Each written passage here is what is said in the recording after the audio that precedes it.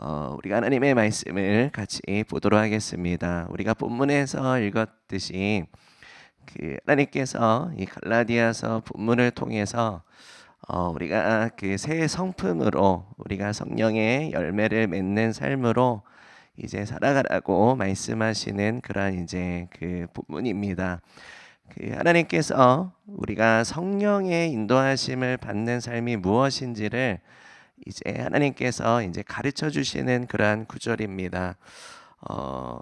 갈라디아서의 이 말씀들을 보면 이제 주님께서 우리에게 자유함을 주셨는데 왜 자꾸 우리가 종의 멍에를 매면서 살아가느냐라는 것에 대해서 또 이제 지적하시고 우리를 깨우시는 그런 이제 말씀이 있습니다. 이 두 가지의 이제 이 싸움에 대해서 이제 말씀을 하시는데요.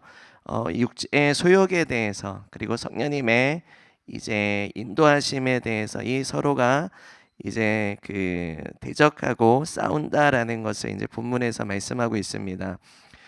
우리가 육체의 소욕이다라고 했을 때는 하나님께서 이제 아담과 하와를 이제 지으시고 이제 그들이 하나님 앞에 범죄함으로 불순종함으로 이제 죄가 들어오게 되었습니다. 그래서 모든 인류는 죄성을 가지고 태어나게 되었습니다.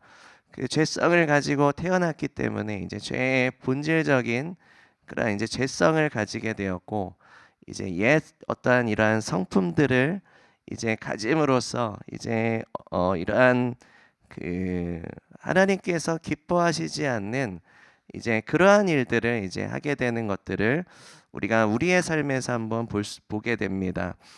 하나님께서 이 부분에 있어서 우리가 소망이 있는가, 우리가 이 부분에 있어서 우리 스스로가 이 부분에 있어서 극복할 수 있는가?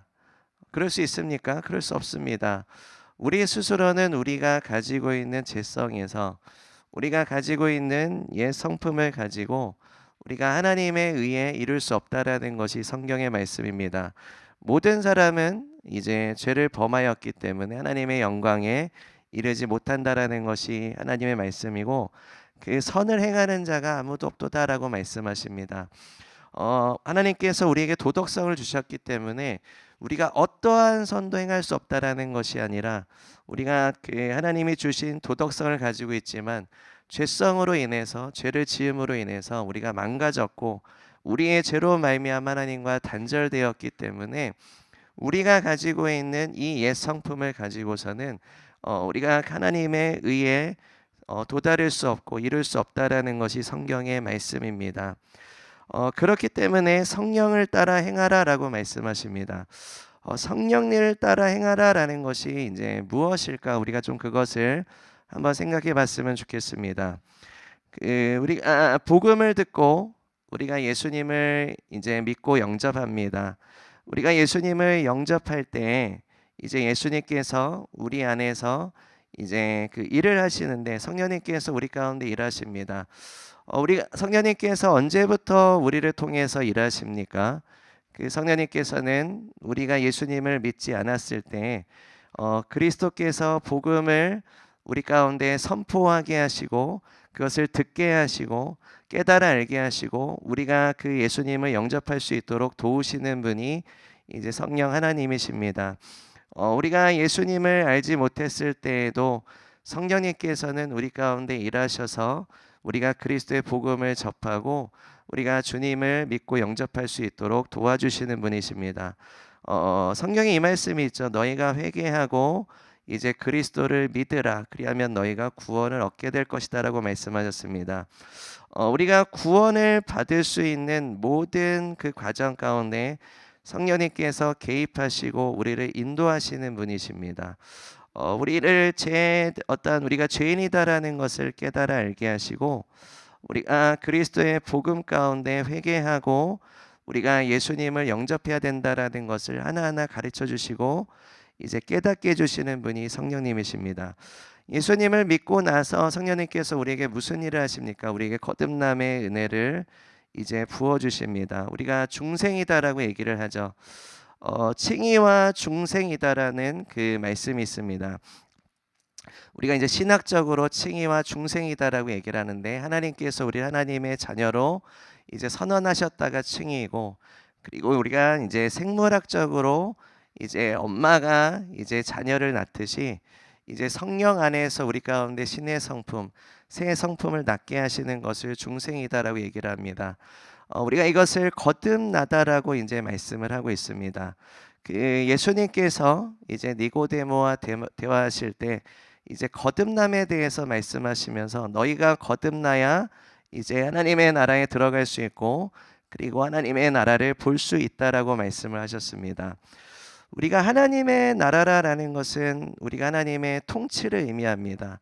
그러니까 하나님의 통치라는 것은 우리가 예수님께서 우리를 다스리시고 통치하시는 역사를 말씀하고 있습니다. 우리가 하나님의 나라는 말에 있지 아니하고 능력에 있다라는 말씀이 있습니다. 하나님의 통치가 하나님의 능력 가운데 임하신다라는 것인데, 그것은 복음의 능력입니다. 하나님께서 눈먼 자를 눈뜨게 하시고, 갇힌 자를 자유케 하게 하시고, 병든 자를 치유하시고, 마음이 가난한 자들 가운데 복음이 전해지게 하시며, 하나님께서 모든 병든 자들을 치유하시고 마음이 상한 자를 고치시는 역사가 이제 복음의 능력 가운데 있습니다. 이게 하나님이 통치하시는 이제 그러한 역사입니다. 우리가 거듭나야 하나님의 나라를 볼 수 있게 되고, 거듭나야 하나님의 나라 가운데 들어갈 수 있게 된다. 우리가 중생을 통해서 성경에 말씀하시는 것은 우리가 이제 성령님께서 거하시는 성전이다라고 말씀하십니다. 이 성령님께서 내주하심으로 이제 우리 가운데 일하시는 것인데, 그것은 무엇이냐면 이제 하나님의 통치가 이제 우리 안에 임하심으로 하나님의 나라가 증가되는 역사를 이제 말씀하고 있습니다. 하나님의 나라가, 예수님께서 복음서를 통해서 예수님께서 공생 사역을 이제 행하실 때 내가 하나님의 나라를 선포하기 위해서 왔다라고 말씀하고 있습니다. 하나님의 나라를 선포한다. 하나님의 나라를 선포한다라는 것은 무슨 뜻일까요? 우리가 다시 한번 말하면 나라는 통치의 개념입니다. 그죠? 바실레이아라는 원어로 이제 통치라는 의미를 가지고 있습니다. 하나님의 통치를 선포하기 위해서 왔다.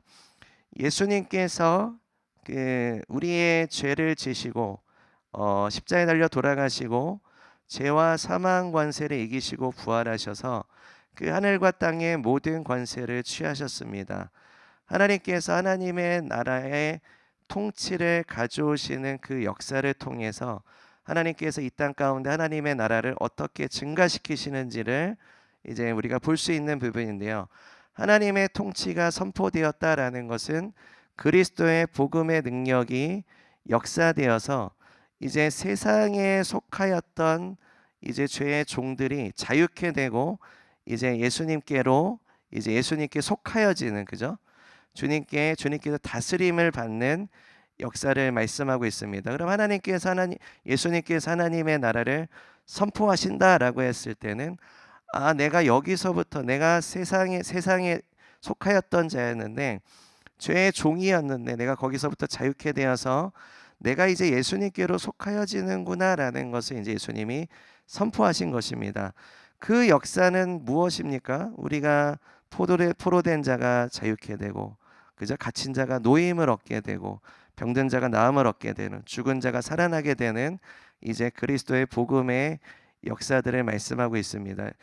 여러분, 그리스도의 복음을 경험하고 계십니까? 하나님의 은혜의 복음을 경험하고 계십니까?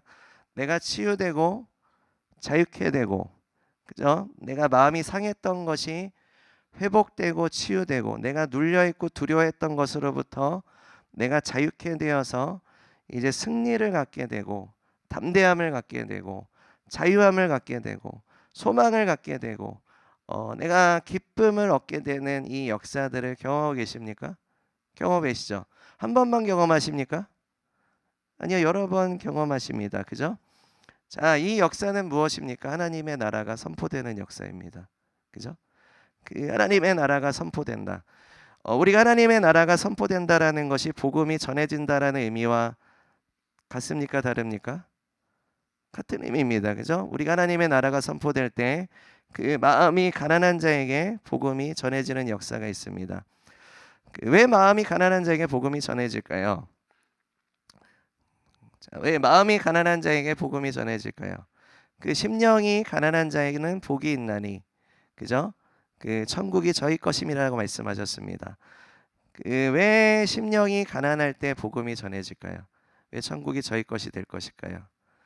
다른 것으로 내가 채웠을 때 더 이상 하나님을 채우고자 할 수 있는 공간이 내 안에 없기 때문에 그것으로 인해서 이제 그 하나님을 거부하게 됩니다. 밀어내게 됩니다.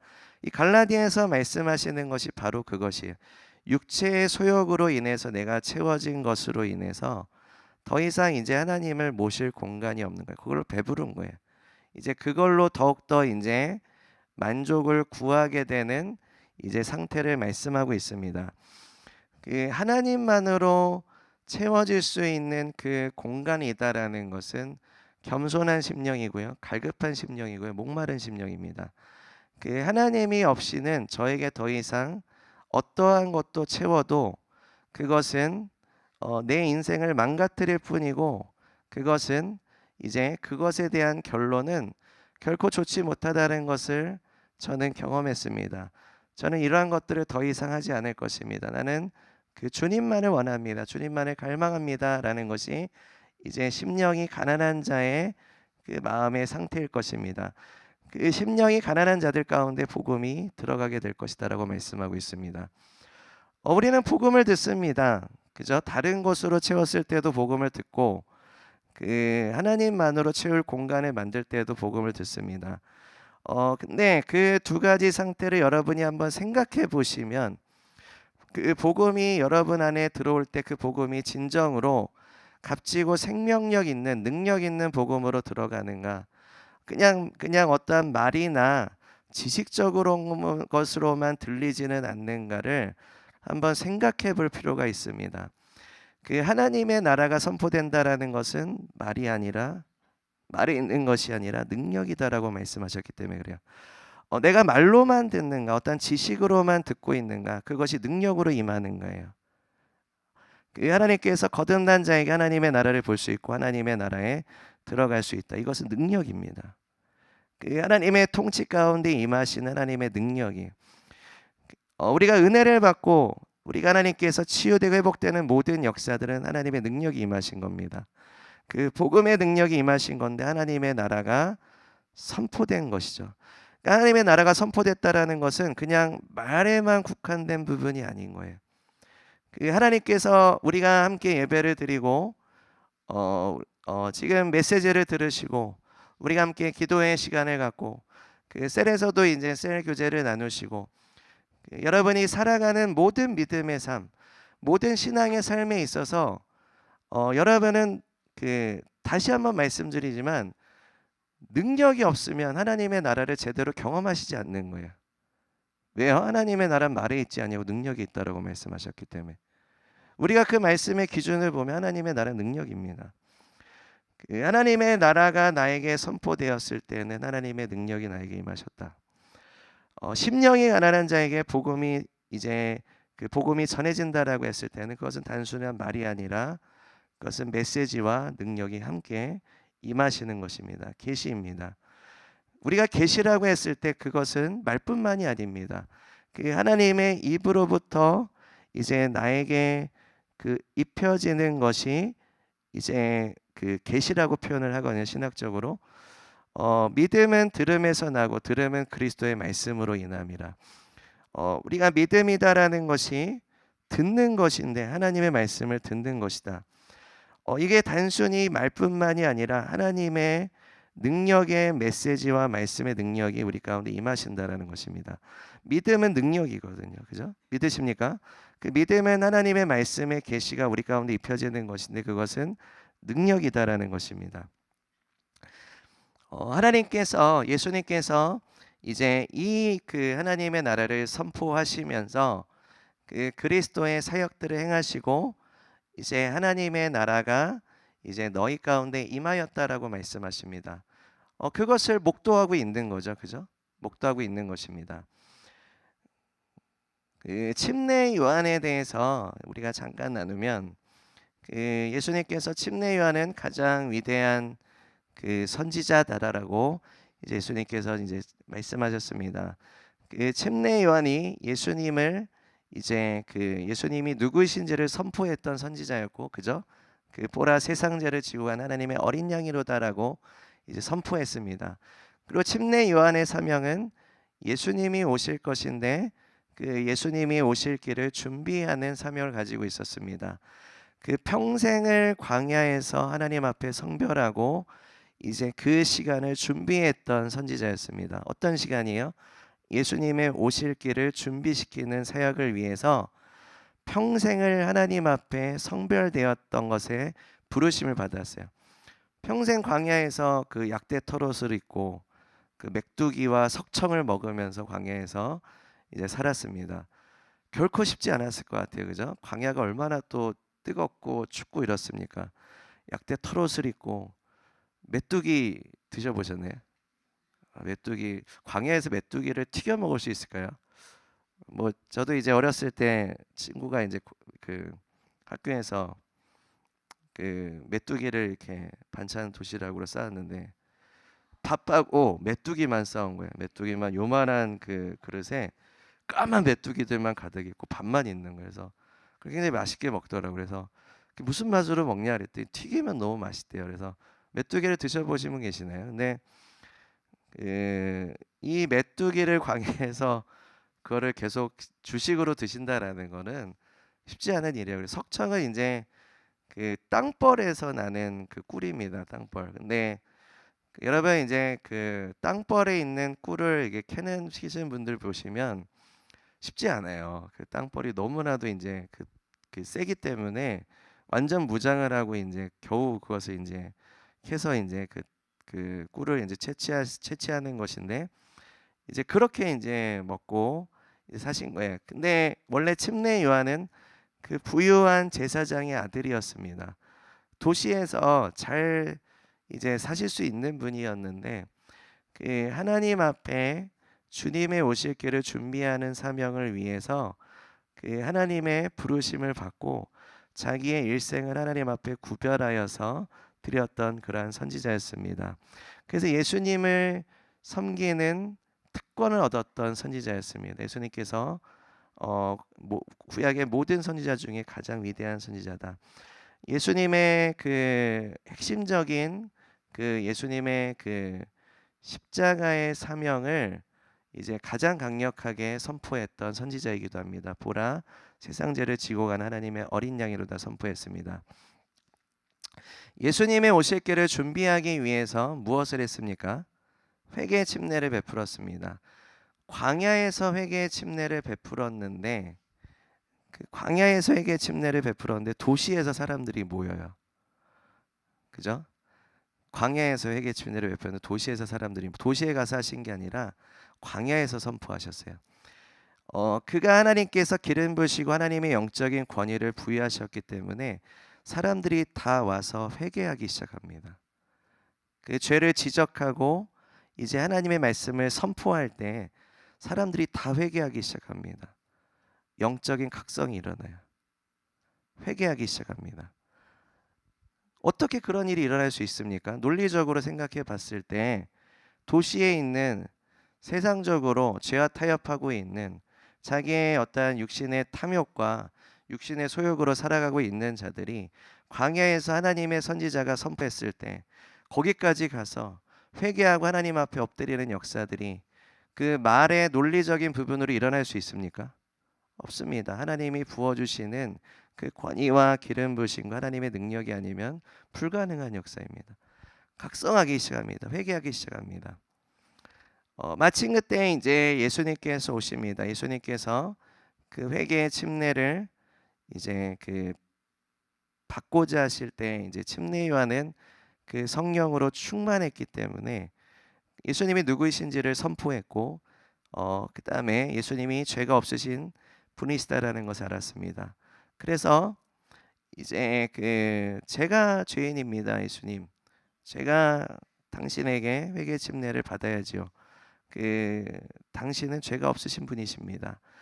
예수님께서 이렇게 대답하십니다. 이제 허락하라. 이것이 하나님의 의를 이루는 것에 합당하다라고 말씀하십니다. 예수님께서 하나님의 의를 이루시기 위해서 회개 침례를 받으시는 것이다라고 말씀합니다. 하나님의 의를 이루시는 목적은 무엇입니까? 그렇다면 예수님은 의로우신 분이십니다. 하나님은 하나님 스스로가 의를 이루실 수 있는 게 있으신 분이 아니십니다. 어떠한 의를 이루시는 겁니까?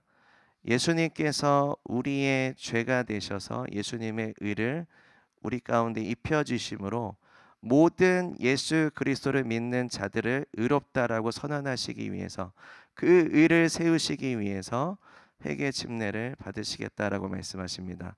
그럼 회개 침례의 의미는 무엇입니까? 내가 죄인들과 동일시 되겠다라는 말씀입니다. 예수님은 죄가 없으시거든요. 죄가 없으신 분께서 의를 세우기 위한, 우리를 믿음으로 말미암아 의롭게 하시기 위한 예수님의 선택은 예수님께서 우리와 죄와 동률을 여기심을 받는 죄인인 우리와 동일시하시는 이제 그 방식을 선택하셨습니다. 예수님께서 회개 침례를 받으시고 이때 이제 강력한 그 역사가 일어납니다. 어떠한 역사가 일어났습니까? 하나님 아버지께서 이제 말씀하시고 성령님이 비둘기 같이 임하시는 역사가 일어납니다. 하늘 문이 열리고 성령이 비둘기 같이 예수님 머리 위에 임하시고 이는 내 사랑하는 아들이요 내 기뻐하는 자라. 하늘 문이 열리며 하나님 아버지의 음성이 강력하게 선포되었습니다. 삼위 하나님께서 강력하게 등장하셔서 존재를 나타내셨던 이제 그러한 시간이었습니다. 하나님께서 이것이 얼마나 중요하고 이것이 얼마나 거룩하고 위대한 사명의 순간이었는지를 볼 수가 있어요. 침례 요한은 그 특권을 누렸던 사람이, 그 시간에 이제 주님을 섬겼던 사람입니다. 침례 요한이 이제 이러한 주의 성령으로 예언적으로 충만하였기 때문에 이렇게 선포합니다. 예수님은 흥하셔야 되고 나는 쇠해야 하리라라고 이제 이렇게 선포합니다. 그런 예언이 있은 후에 이제 어떠한 일이 벌어졌습니까? 예수님의 사역은 흥하고 이제 침례 요한의 사역은 쇠해지기 시작합니다.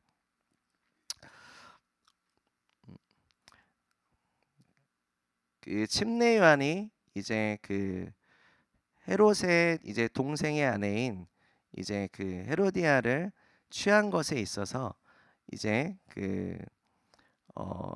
침례 요한이 이제 그 죄를 지적을 합니다. 침례 요한이 감옥에 갇히는 역사가 있습니다.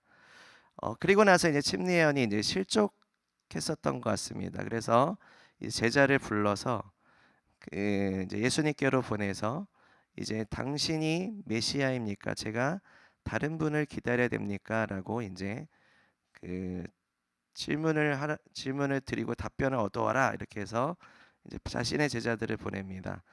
예수님께서 이제 그때 무엇을 하고 계셨을까요? 사역을 행하시고 계셨습니다. 공생의 사역을 행하시고 계셨어요.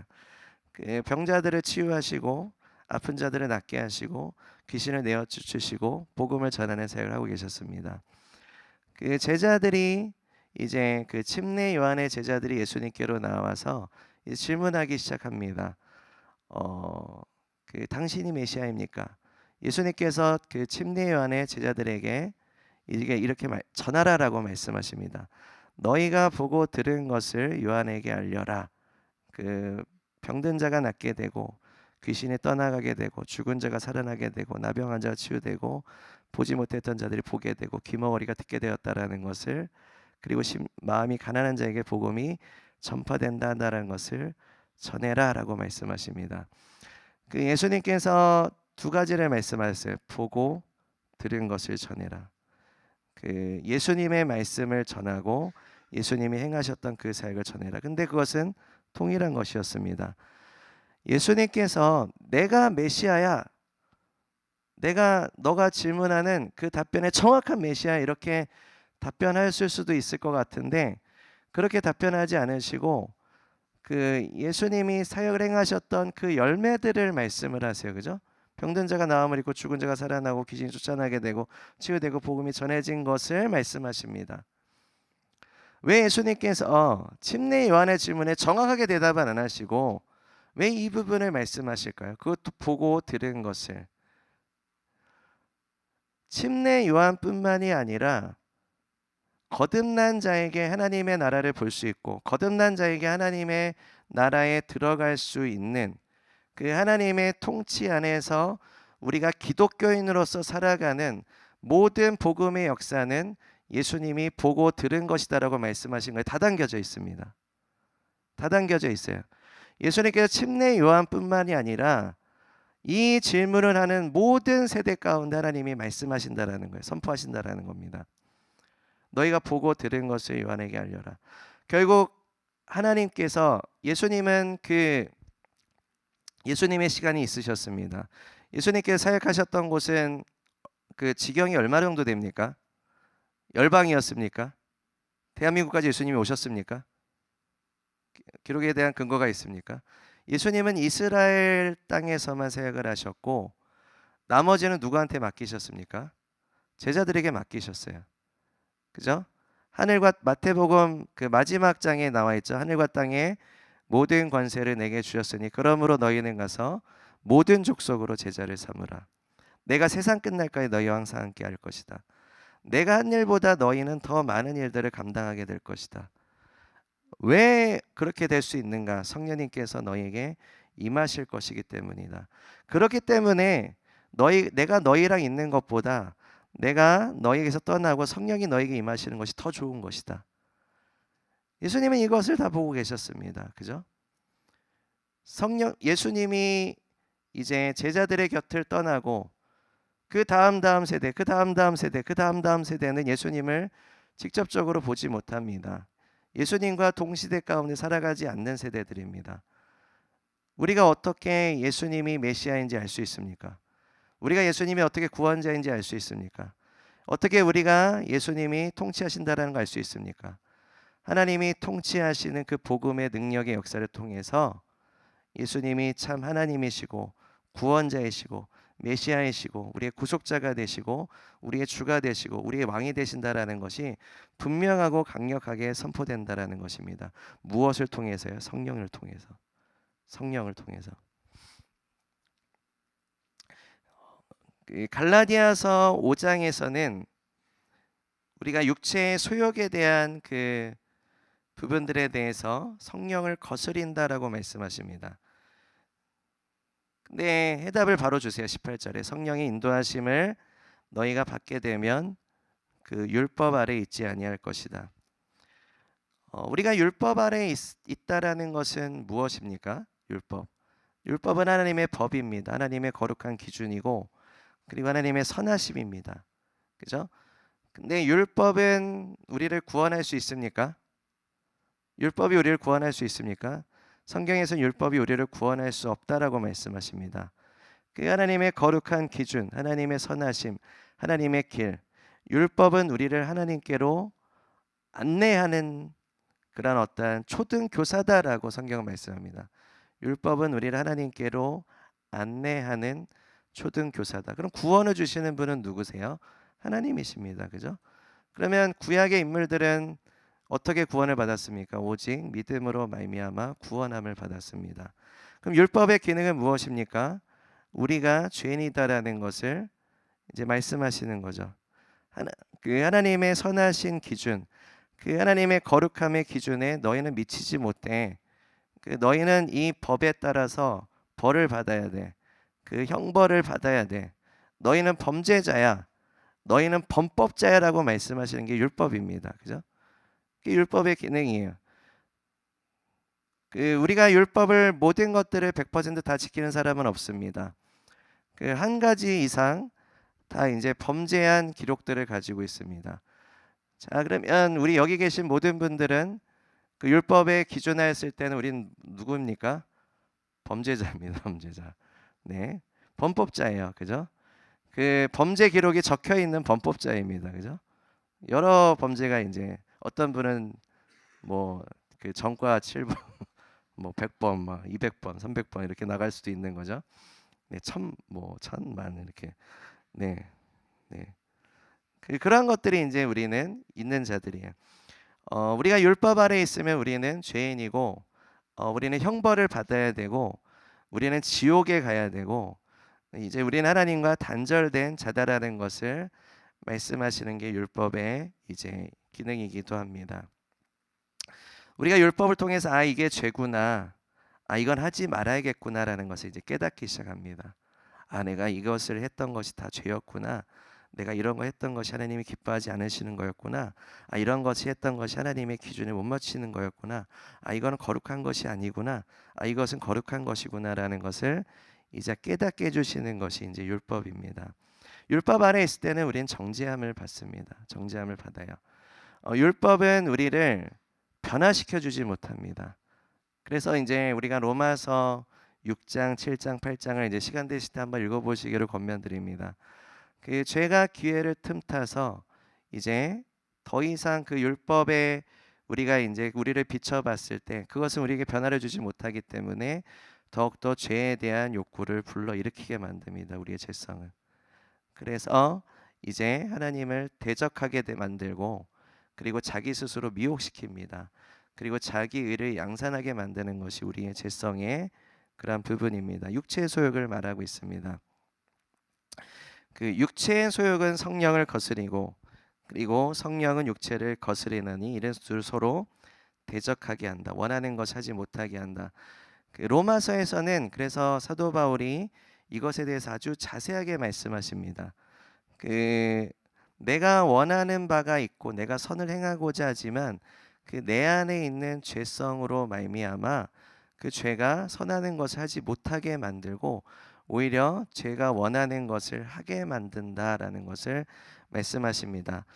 여러분 이 말씀에 대해서 한번 경험해 보신 적이 있으십니까? 내가 좀 이렇게 하나님 앞에 제대로 가고자 하는데, 내가 선한 것을 행하고자 하는데, 하나님이 기뻐하시는 것을 행하고자 하는데 그 내 안에 있는 죄로 말미암아 자꾸 넘어지는 그 나의 모습들을 발견하지는 않습니까? 많죠. 아주 많습니다. 그죠? 많습니다. 다 우리가 그러한 것들을 이제 경험하기도 합니다.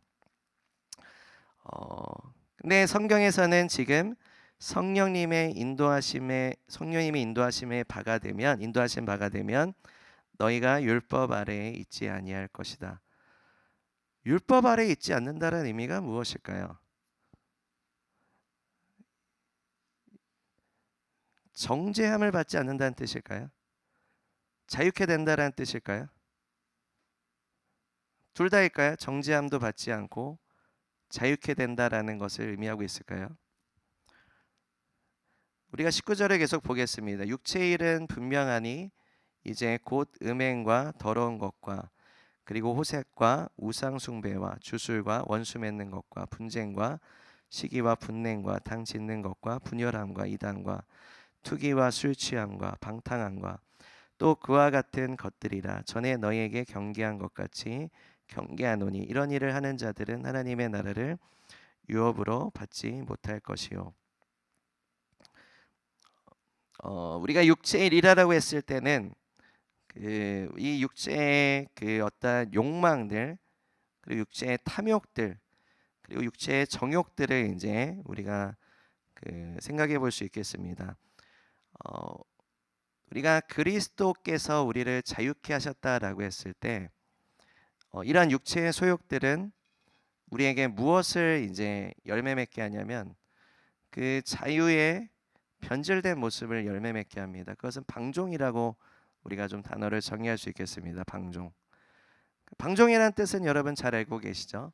그 자유를 이제 남용하는 것들, 어떠한 그 질서와 권위와 옳은 것과 그른 것을 분별하지 않고 이제 내 마음대로 책임을 지지 않고 이제 하는 행동들을 우리가 이제 방종이다라고 얘기를 합니다. 우리가 육체의 소욕을 따라 행할 때 그것은 우리가 방종을 열매 맺습니다. 그리스도께서 우리를 자유케 하셨다라고 했을 때는 주님께서 우리 안에서 진정한 자유를 주시는 분이신데 그 자유함은 우리가 에덴 동산을 통해서 우리가 그 자유함의 궁극적인 것을 볼 수 있습니다. 우리가 에덴 동산을 생각해 보면 에덴 동산에서 하나님께서 에덴 동산이라는 울타리를 두시고 이제 그 동산나무의 모든 실과를 먹되 너희가 선악과만을 먹지 말라. 그리고 내가 창조한 그 모든 만물들에게 이름을 짓고 다스리고 생육하고 번성하라라고 말씀하셨습니다. 그게 주님께서 주시는 가장 자유한 삶입니다. 그죠? 주님께서는 우리에게 관대하신 분이시고 축복하시는 분이시고 넉넉하게 베푸시는 분이세요. 에덴 동산은 굉장히 축복된 장소였습니다. 하지만 한 가지 지켜야 될 것이 있었습니다. 그 하나님의 권위 안에서 살아가는 겁니다. 그죠? 하나님의 권위 안에 순복되어 살아가는 하나님과의 관계를 말씀하십니다. 이 울타리를 지켰어야 됐습니다. 가장 자유한 삶은 그럼 무엇입니까? 하나님의 권위 안에 순복된 삶이요. 예수님의 제자도는 뭐예요? 예수님의 권위에 순복된 제자입니다. 가장 자유한 삶이에요. 그게 왜 자유합니까? 예수님은 관대하신 분이시기 때문에, 축복의 하나님이시기 때문에, 풍성하게 베푸시는 분이시기 때문에, 공급하시는 분이시고 생명 주시는 분이시고 치유하시는 분이시고 주님의 기쁨을 한량없이 부어주시는 관대하신 분이시기 때문에 우리가 주님의 권위 가운데 순복하면 좋으신 하나님께서는 우리에게 우리가 생각하는 어떠한 것보다 놀라운 자유함을 주십니다.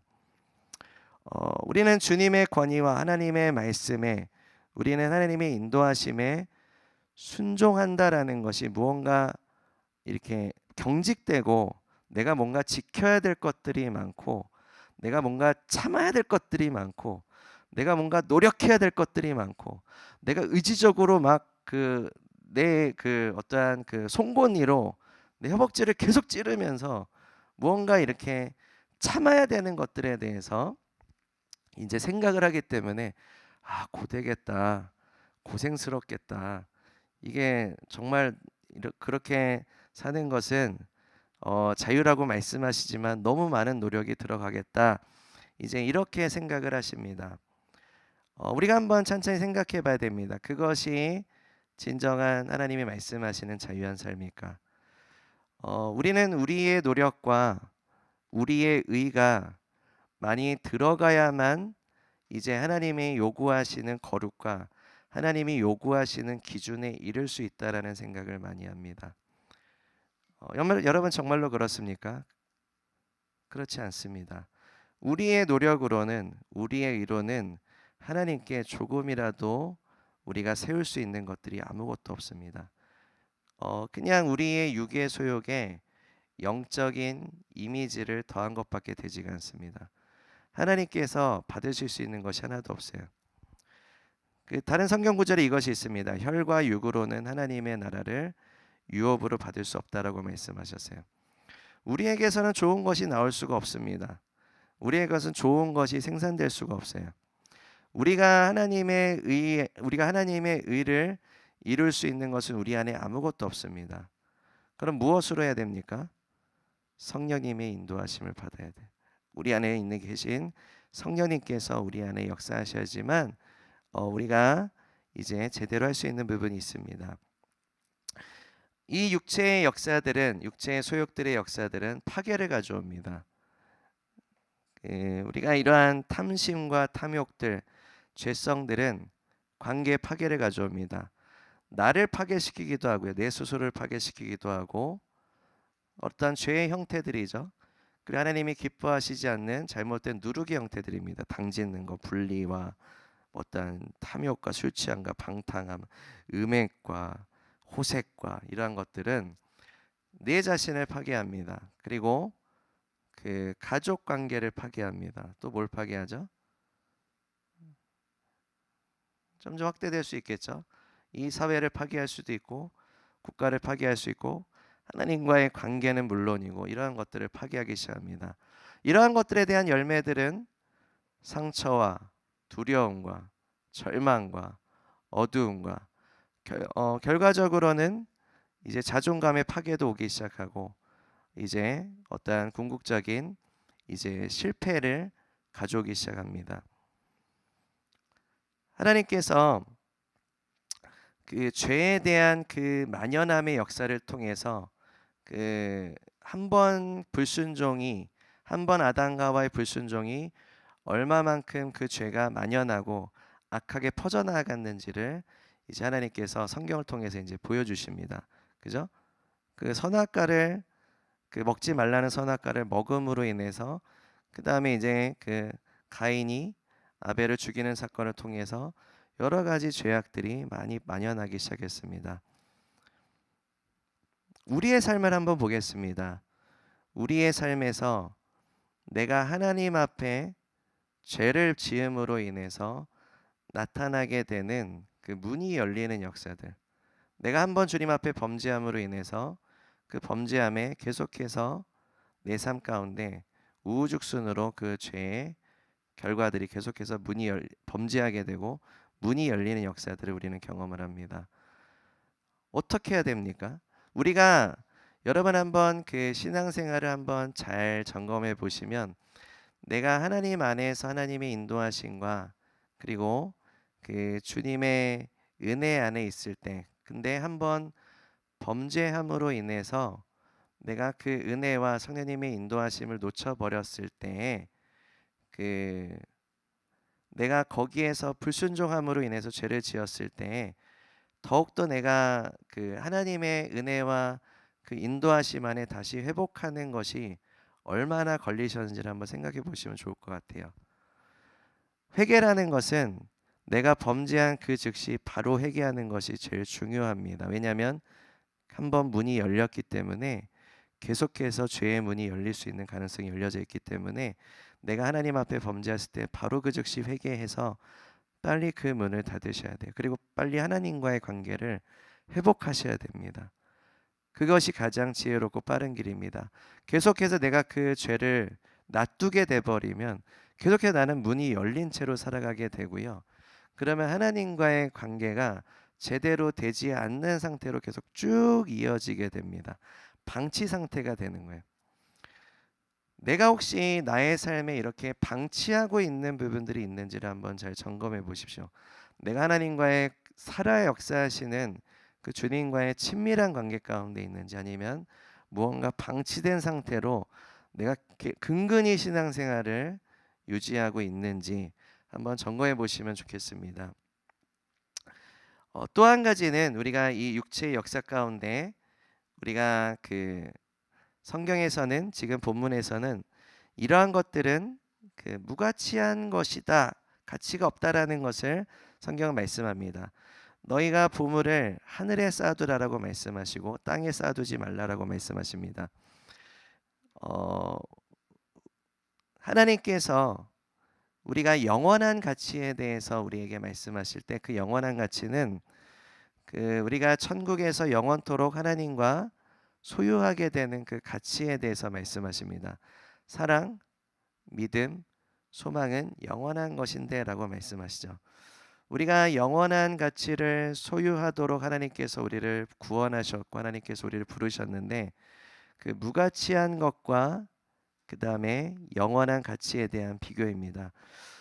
우리가 이러한 그 내가 육체의 어떠한 그 소욕에 대한 부분들이 이제 어떠한 돈에 대한 탐욕일 수 있습니다. 돈을 사랑하는 것이 일만하게 뿌리다라고 말씀하십니다. 돈은 가치가 있습니다. 돈을 사랑하면 일만하게 뿌리다라고 말씀합니다. 그죠? 돈은 가치가 있어요. 가치 없게 여기시는 분은 없습니다. 그죠? 우리가 재정이다라고 했을 때 재정은 가치가 있는 것이고 물질적인 것도 가치가 있는 것입니다. 그것에 대한 부분을 말씀하시는 것이 아니라 그 하나님께서는 그 이러한 육체의 소욕으로 인해서 돈을 사랑함으로 인해서 탐심으로 인해서 이것을 가치 있게 여기는 그 부분에 대해서 하나님이 지적하시는 것입니다. 우리가 이 육체의 소욕의 가치를 여기게 되고 그것을 추구하며 나아갔을 때 우리는 영적인 가치의 소중함을 느끼지를 못해요. 그 가치를 알아보지를 못해요. 그러니까 그것이 이제 무가치하게 느껴지는 거죠. 전환이 나가기 시작하는 거예요. 그 영적인 가치를 가치 있게 여겨야 되는데 다른 물질적인 가치가 영적인 가치보다 더 가치 있게 보이는 거예요. 돈이 더 가치 있게 보이고 내가 지금 추구하는 것들이 더 가치 있게 보이는 거예요. 솔직하게 그것을 우리가 직면했으면 좋겠습니다. 어떤 게 더 가치 있게 보입니까? 여러분 솔직하게. 머리로 하지 말고 마음으로. 마음으로 내가 어떠한 것을 더 가치 있게 여기는가. 그게 우리의 삶에 나타나거든요. 우리의 삶에 나타나요. 우리는 우리가 가치 있게 여기는 것을 삶에 살아가도록 지어졌어요. 무슨 말이냐면 가치 있는 것들을 부여하며 살아가도록 지어졌어요. 하나님께서 그렇게 지으셨어요. 이게 영적인 원리입니다.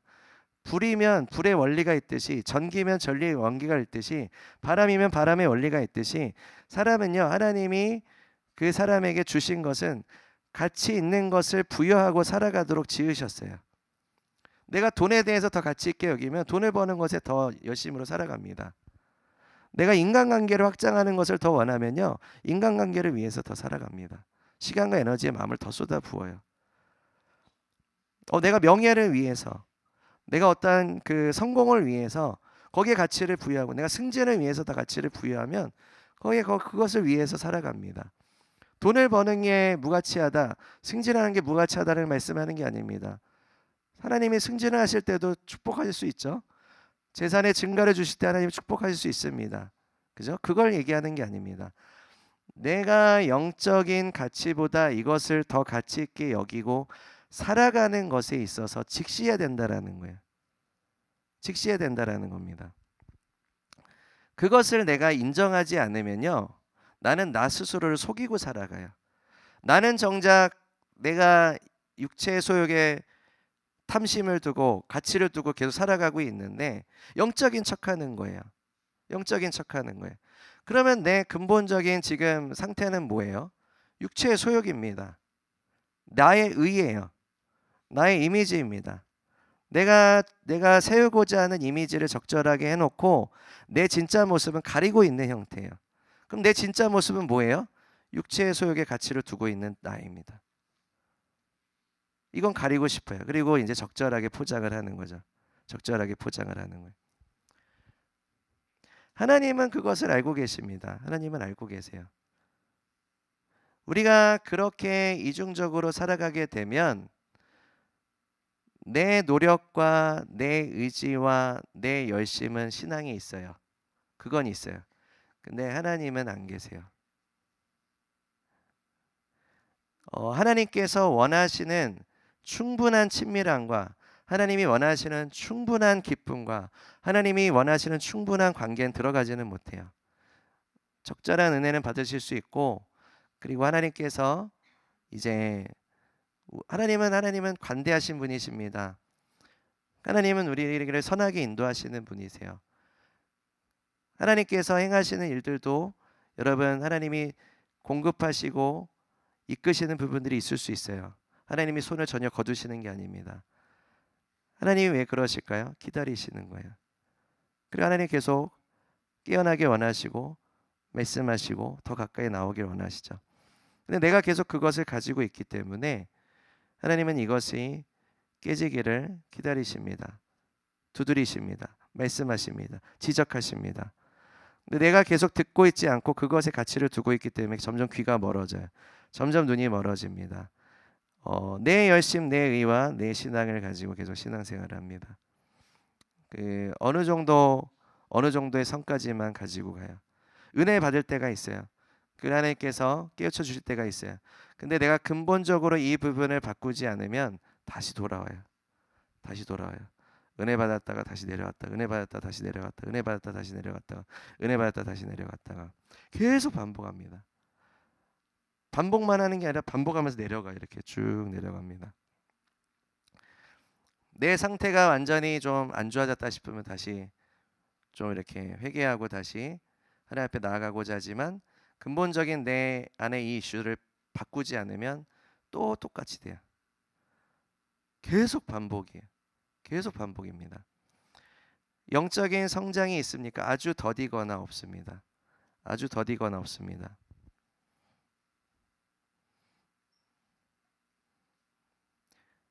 24절을 우리가 함께 보겠습니다. 그리스도 예수의 사람들은 육체와 함께 그 정욕과 탐심을 그 십자가에 못 박았느니라. 자, 그리스도 예수의 사람들이 누굽니까? 기독교인입니다. 예수님을 믿는 사람들입니다. 자, 기독교인들은 하나님께서 말씀하신 게 뭡니까? 정욕과 탐심을 십자가에 못 박으라. 한 가지 길밖에 없다라는 거예요. 한 가지 길. 아예 죽이는 겁니다. 십자가에 못 박아서 죽이는 겁니다. 예수님이 이 말씀하셨습니다. 나의 제자가 되기 위해서는 자기 십자가를 지고 나를 따라야 된다. 근데 날마다 해야 돼. 날마다 자기 십자가를 지고 예수님을 따라야 돼. 날마다. 주일마다요? 금요 예배마다요? 화요 예배마다요? 아니에요. 날마다. 셀 모임마다요? 날마다 이것을 해야 된다라고 말씀하십니다. 우리가 하나님께서 공예배를 통해서 공예배 너무나도 중요합니다. 우리가 모이게임스라고 말씀하시고 우리가 함께 예수님 앞에 모여서 예배하고 하나님 말씀을 듣는 게 핵심입니다. 그 핵심을 가지고 삶에서 적용하셔야 됩니다. 셀에서 적용하셔야 되고 우리의 기도 모임을 통해서 하나님 앞에 기도하고 삶에서 적용하셔야 됩니다. 날마다 자기를 부인하고 정욕과 탐심을 죽이고 십자가에 못 박고 예수님을 따를지어다. 사도 바울이 이 고백을 합니다. 나는 날마다 죽노라라고 얘기합니다. 죽여야 돼요. 죽이는 것밖에 없어요. 이것을 적절하게 내가 개선시킬 수 있는 여지를 두어서도 안 돼요. 여러분, 개선시킬 수 없습니다. 죽여야 됩니다. 죽이려면 그 죄에 대한 온전한 자각이 필요합니다. 이거는 육체의 소욕이고 이것은 죄성으로 말미암는 옛 성품으로부터 나오는 내가 하나도 신뢰할 수 있는 것들이 아니야라는 것에 대한 철저한 자각이 있어야 돼요. 나를 신뢰하시면 안 돼요. 그러니까 근본적으로 나를 신뢰하시면 안 돼요. 누굴 신뢰해야 됩니까? 예수님을 신뢰하셔야 돼요. 우리 안에 거듭난 자에게 역사하시는 성령님의 인도하심을 신뢰하셔야 됩니다. 거듭나시기를 축복합니다. 아직 거듭남이 필요하신 성도님들께서 거듭남을 있으시기를 축복합니다. 하나님께서 우리 안에 주님의 신의 성품을 낳게 하셔서 성령 하나님께서 우리 안에 내주하셔서 우리 안으로부터 하나님의 통치의 역사가 일하시도록 하십니다. 거듭나야 하나님의 나라에 들어갈 수 있어요. 거듭나야 우리가 성령의 능력, 복음의 능력 안에 살아갈 수 있습니다. 여러분이 복음의 능력과 복음의 은혜를 계속해서 경험하시지 못한다면 여러분의 노력과 여러분의 의와 여러분의 열심으로 신앙생활하는 겁니다. 거듭나지 못하신 거예요. 거듭나셔야 됩니다. 하나님께서 나에게 말씀하시고 하나님께서 나를 깨우쳐 주시고 슬픈 나를 위로하셔서 치유하시고 주님께서 내가 좌절된 나를 살리시고 회복하시는 그 하나님의 능력을 경험하셔야 돼요. 그게 거듭난 자에게 주신 하나님의 은혜입니다. 하나님의 나라의 선포라는 것입니다. 근데 이것이 있기 위해서는 죽어져야 된다라는 거예요. 죽어져야 된다. 이것이 하나라도 살아서는 하나님의 나라를 유업으로 받을 수 없다라는 것입니다. 또 한 가지는 그러면 죽기만 하면 되냐? 막 이게 우리 성도님들이 진짜 가끔씩 이렇게 얘기하세요. 내가 죽어야지. 내 육이 죽어야 돼. 내 육이 죽어야 돼. 이렇게 죽어야 되는 얘기를 많이 하세요.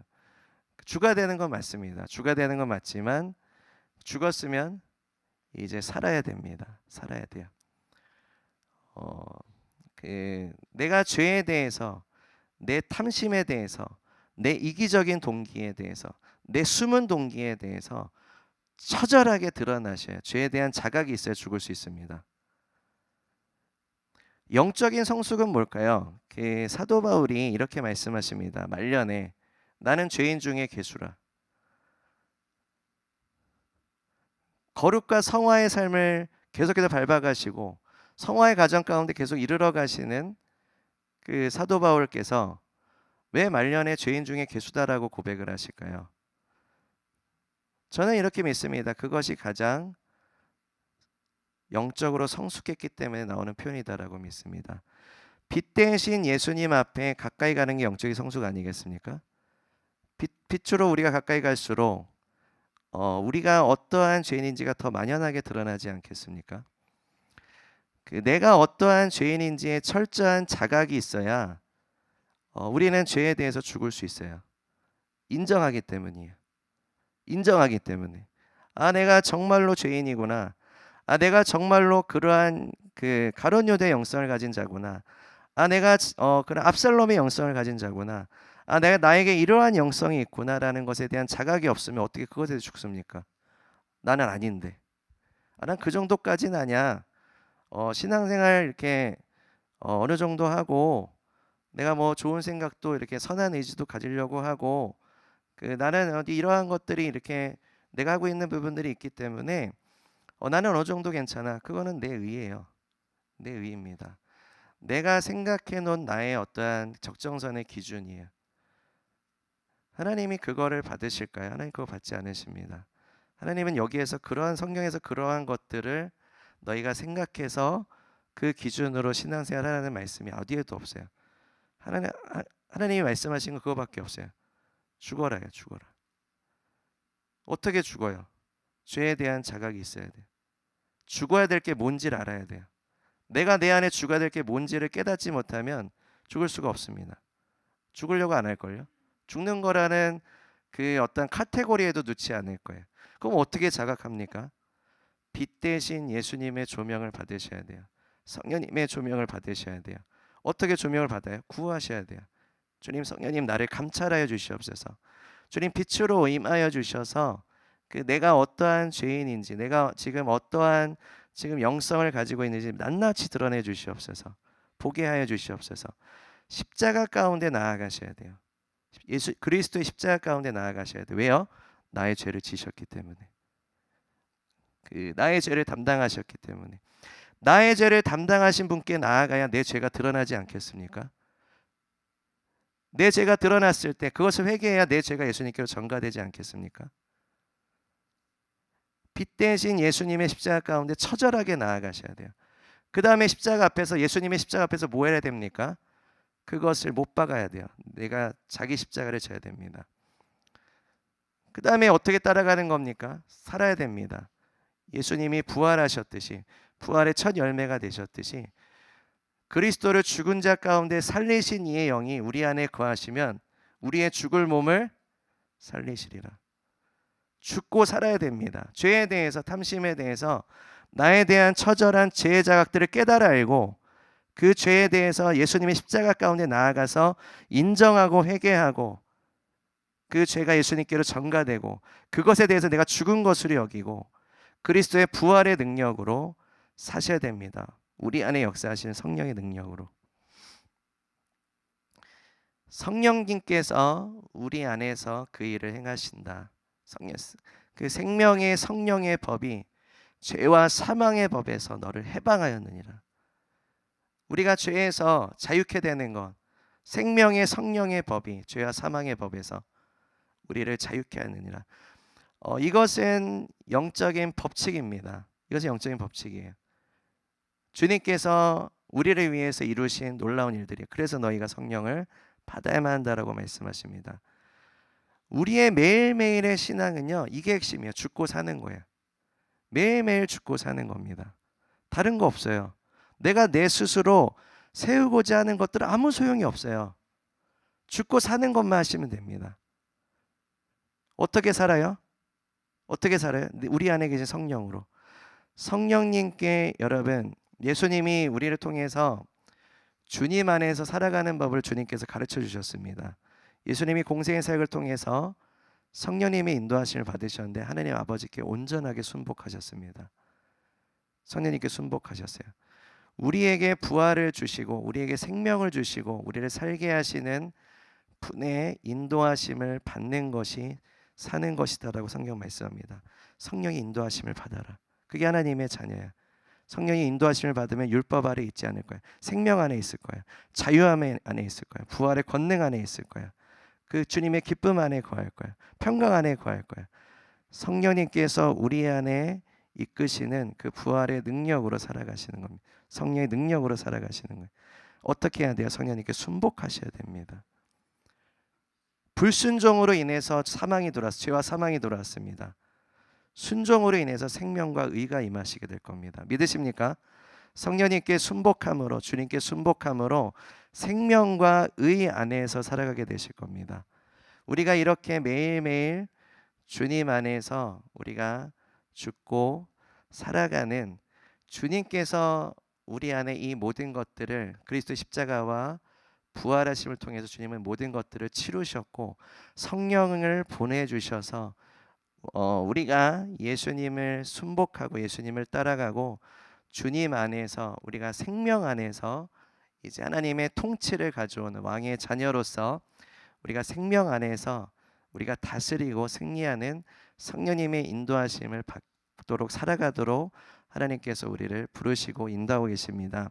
하나님께서 우리가 성령님께 순복하신다면, 여러분 주님께 순복하신다면 그것보다 더 자유한 삶은 없어요. 주님은 좋으신 분이세요.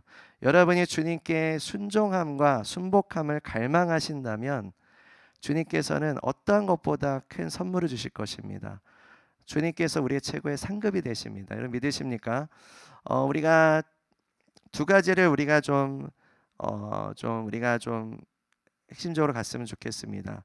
우리가 철저한 성령님의 조명하심 안에 말씀 안에서 죄에 대한 자각과 그리고 회개 그리고 거기에 대한 죽음 그리고 부활의 능력 안에 성령 안에서 우리가 살아가는 것들을 매일매일 하심으로 자기 십자가를 지고 예수님을 따라가는 우리 그 믿음의 삶이 되시는 모든 성도이 되시기를 축복합니다.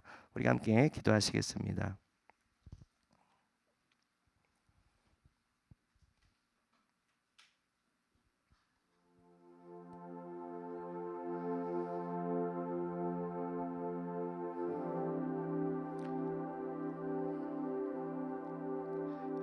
살아계셔서 우리와 함께 하시고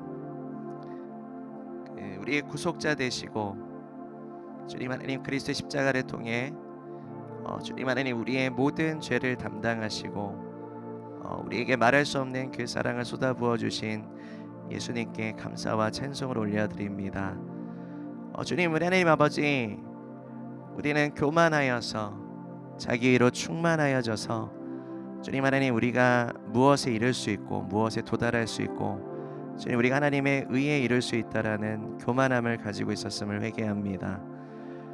주님 우리가 하나님 아버지 우리의 육체의 소욕이 어떠한 모양으로 어떠한 모습으로 영적인 이미지를 자아내고자 했었던 우리 하나님 위선적인 신앙들을 주님 앞에 회개합니다. 주님 우리가 주님 안에서 주님의 영광의 빛 앞에서 거룩의 빛 앞에서 주님 우리의 죄를 지신 십자가 앞에서 우리가 얼마나 죄인인지를 깨달아 알게 해주시옵소서. 주님 우리 안에서 하나님 아버지 우리가 주님 안에 정말로 죄인이다라는 그 자각이 깨어나기를 원합니다. 주님 우리가 그러한 자각이 깨어나지 않으면 예수님의 십자가가 우리에게 어떠한 효력이 있겠습니까? 나의 죄를 지셨다라는 것이 어떠한 효력이 있겠습니까? 주님 하나님 아버지 나 스스로 미혹하고 스스로 속였던 죄를 용서하여 주시옵소서. 주님 주 예수님의 이름으로 어웨이크를 선포합니다. 주님 모든 잠자고 있었던 주님 하나님 아버지 죄의 권세와 죄의 속박과 죄의 미혹으로부터 주님 하나님 아버지 자유를 선포합니다.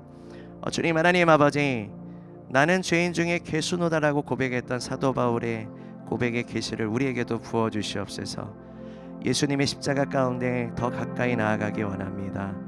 빛이 우리 가운데 강력하게 조명하여 주셔서 내가 주님이 보시기에 얼마나 죄인인지를 깨달아 알기를 원합니다. 그리고 하나님 아버지 그 죄인 중에 괴수에게 부어주신 하나님의 은혜를 알기 원합니다. 그 십자가의 은혜를 알기 원합니다.